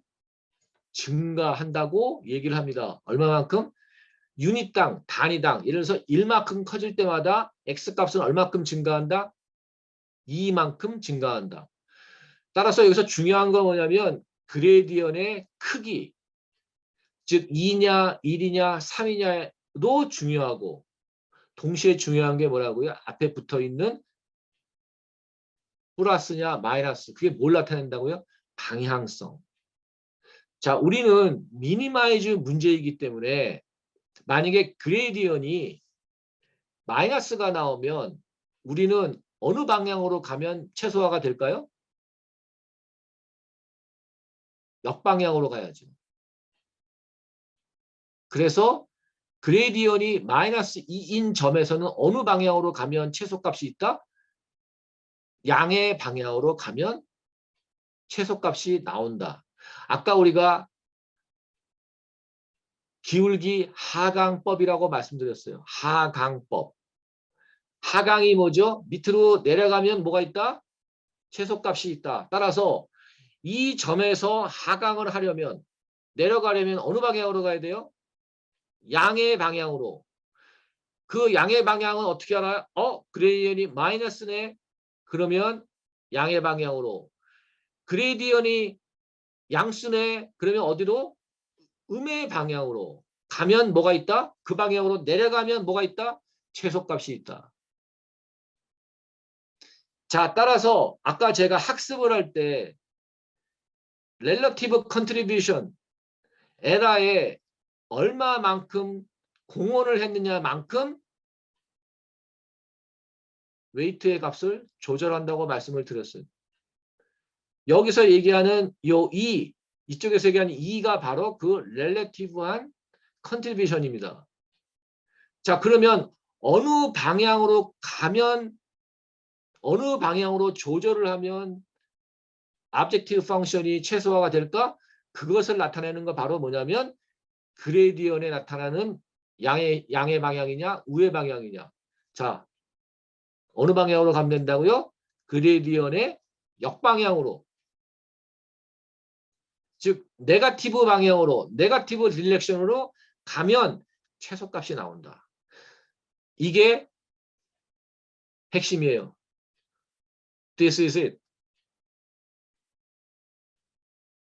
이게 바로 그레디언트 디슨 방법의 코어 에센스입니다.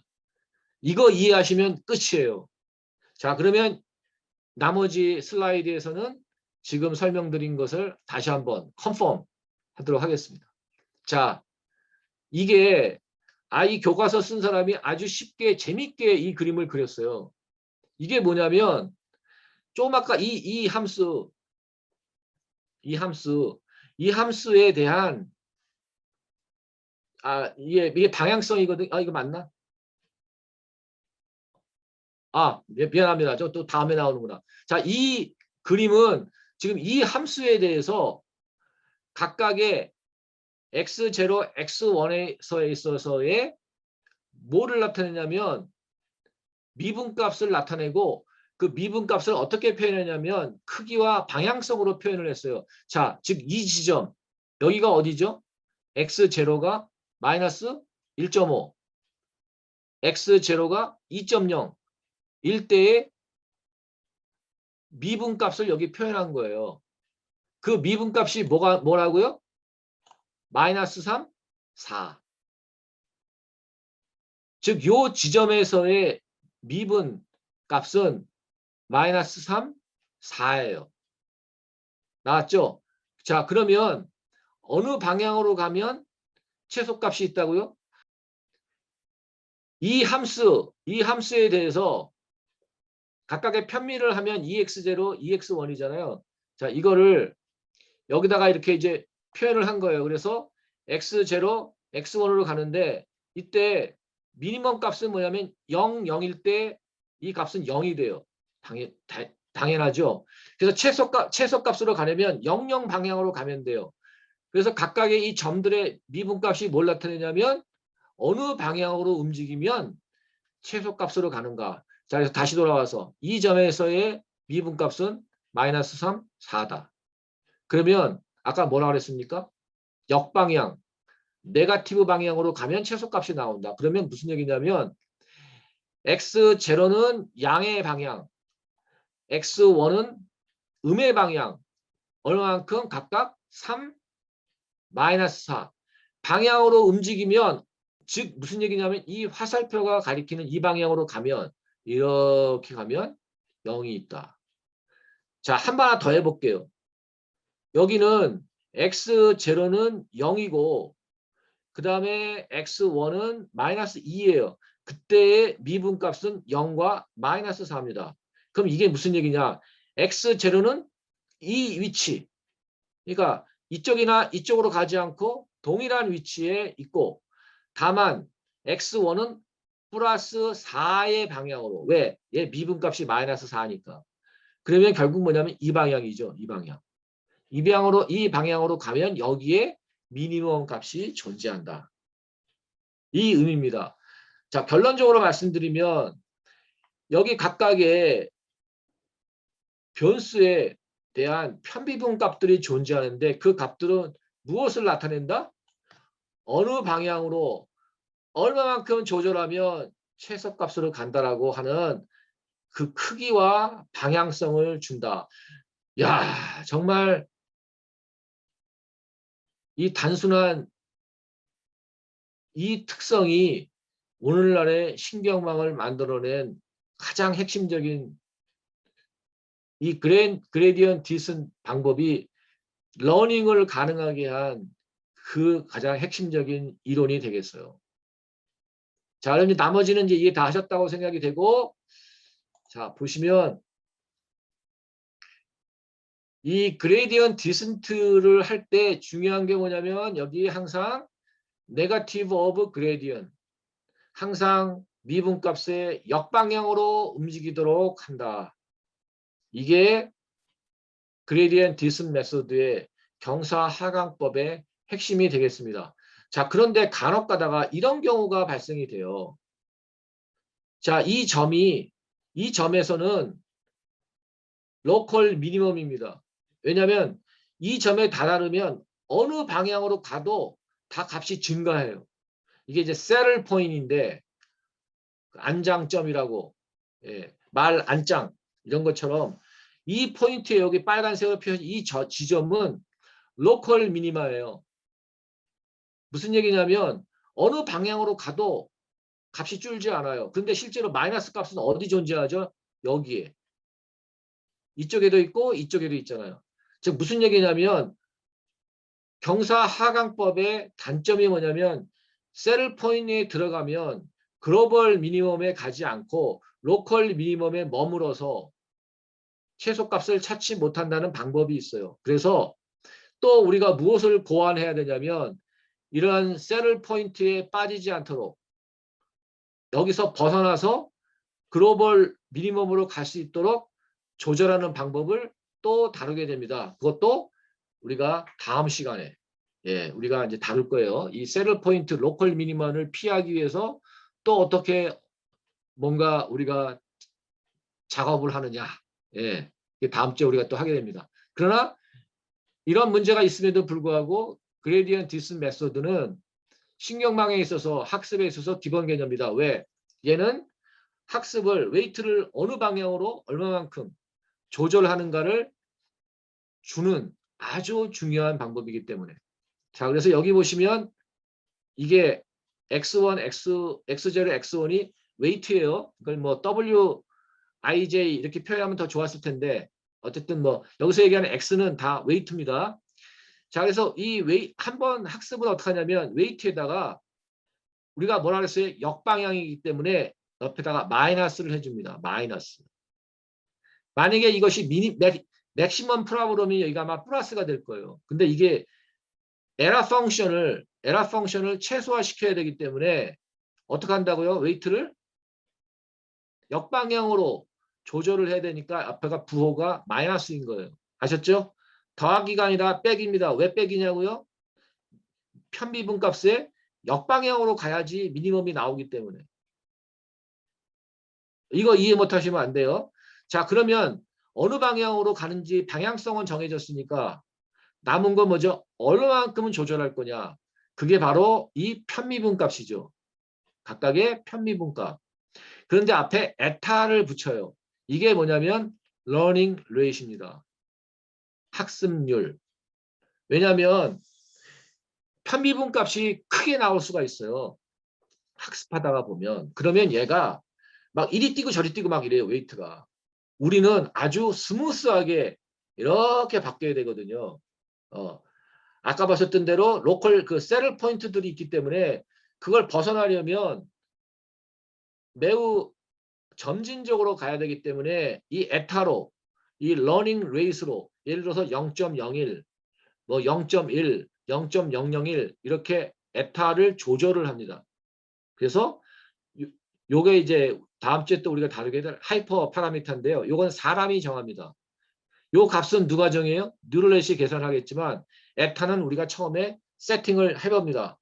그래서 너무 과도하게 막 그 러닝을 했는데 학습 효과가 별로 안 되면 에타를 막 이렇게 조절을 또 한번 해보는 거죠. 자, 어쨌든 웨이트는 어떻게 조절한다? 현재 웨이트 값에다가 에타 곱하기 편미분값을 빼서 조절을 한다. 자, 그러면 오늘 여러분 중요한 거 다 들으셨어요. 나머지는 이 개념을 중심으로 어떻게 파이썬으로 구현이 됐는가. 자, 그레디언 디센트 방법이 바로 아까 여기 러닝 레이스에다가 그레드, 이 그레드가 그레디언이에요. 에다가 이제 요 마이너스 이꼴은 원래 값에다가 요 값을 마이너스 해라. 그런 의미니까. 자, 이렇게 구현이 되어 있고요.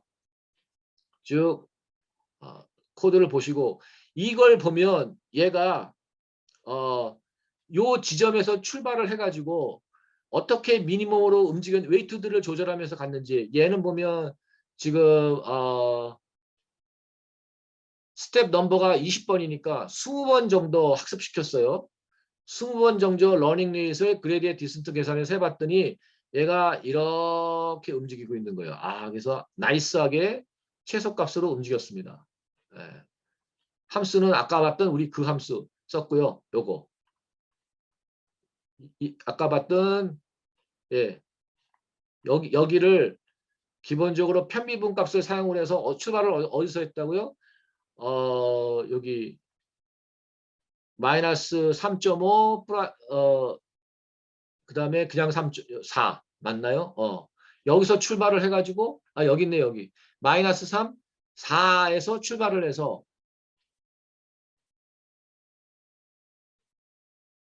어느 지점으로 가면 최소값이 되나 봤더니 맨 마지막에 한 20번 돌렸더니 여기도 딱 나이스하게 쓰렴했어. 예. 그냥 그렇게 재밌게 본 거고요. 여기서 이제 하이퍼 파라미터 좀 아까 설명드렸는데 다음 주에는 하이퍼 파라미터에 대해서 많이 설명을 드릴 건데 기본적으로 이 웨이트나 바이어스 같은 경우에는 이 신경망이 자율적으로 지가 알아서 바뀌지만 하이퍼 파라미터는 신경망이 바꾸는 게 아니라 인간이 세팅하면 처음부터 끝까지 그대로 가져가는 거. 예. 그러니까 우리가 기본적으로 요만큼 그 웨이트를 조절을 해라고 하는 그 기준은 사람이 주고 그 틀 안에 나머지는 자율적. 그러니까 어떻게 보면 신경망은 통제된 자율성. 그 통제를 하는 용도로 쓰이는 게 바로 하이퍼 파라미터다라고 이해하시면 되고 그 중에 하나가 좀 아까 봤던 에타, learning rate라고 생각하시면 돼요. 자, 이제 여러분이 궁금하시던 실제 이제 실질적인 사례죠. 웨이트 매트릭스가 이렇게 생겼잖아요. 그러면 각각의 웨이트를 중심으로 해서 편미분은 이렇게 표현이 되고요. 이렇게 편미분 값이 결정이 되면 이제 요 값만큼 마이너스 방향으로 조절을 해주면 되는 겁니다. 아주 쉽죠. 네. 여러분 편미분할 필요 없어요. 다 아까 뉴메리컬 그래서 디퍼런스에서 다 계산이 되니까 심플렛 우리가 이렇게 만들었고요. 랜덤 넘버로 해서 만들었고 쭉 여러분 쫓아가면서 이렇게 보시고요. 이제 다시 정리를 하면 조금 전에 제가 이 러닝 알고리즘 설명을 드렸는데 여기 트레이닝 데이터 셋을 랜덤하게 뽑아낸다. 그렇기 때문에 우리가 이걸 스토캐스틱 그레디언트 방법 SGD라고 부른다. 그 차이고요. 나머지는 보시면 되고요. 이게 투 레이어 넷으로 지금 설명드린 이제 그레디언을 어떻게 계산을 하고 하는지 제가 추적된 거니까 여러분 이렇게 보시고요. 백프로포게이션 어떻게 하는지, 에라 펑션 어떻게 계산하는지 쭉 보시면 얘가 이제 드디어 학습을 해서 점점 어떻게 되죠? 에라가 감소가 됩니다. 그리고 이제 거의 얘가 한 7, 8% 되겠네요. 이 정도로 트레이닝 데이터 트레이닝 할 때 이 정도 나왔는데 테스트 해보니까 거의 동일하게 나왔어요. 그러면 이 경우는 뭐죠? 이 트레이닝은 일반화된 트레이닝이다. 지금 오버피딩이 없는 거죠. 왜냐하면 트레이닝 된 대로 테스트 해봤더니 거기서 좋은 결과가 나왔다는 얘기는 얘가 어떤 특정 상황에만 맞는 게 아니라 일반적인 상황에도 맞출 수 있는 어떤 좋은 트레이닝 된 결과가. 그래서 이 경우에는 이제 뭐 우리가 인위적으로 만든 거니까 그렇긴 하지만 우리가 뭐 최종적으로 목표하는 것은 트레이닝한 애큐러시하고 테스트 애큐러시랑 거의 이렇게 비슷하게 나오는, 그래서 오버피딩이 없는 그런 학습이 되게 만드는 게 이제 우리의 목표가 되겠습니다. 수고 많이 하셨습니다.